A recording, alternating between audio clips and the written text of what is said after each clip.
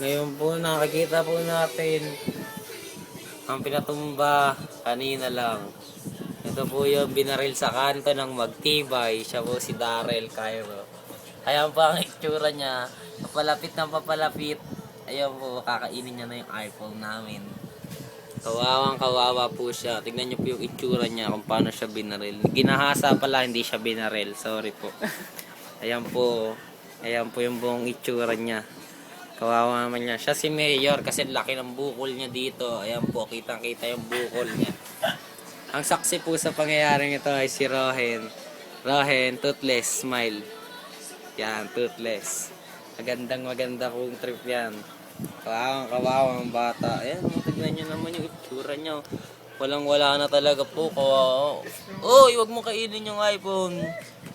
Kawawa. Oops! Nagsara na po ang kanyang bibig. Ayan po, gumagalaw na siya ulit. Nagising na siya. At hindi niya pa rin alam ang nangyayari. Nagkaroon na siya ng malay. Nabangga daw pala, hindi siya ginahasa. Ang dami nangyari dyan. Ginahasa na nabangga. Bumubukol po ang kanyang ayun, tinitigasan po siya. Ewan ko kung bakit. Ayan na. Straight na po yan. Nilabasan na po yata si Mayor. Tinitigasan na po siya. Ayan po, kawawa naman.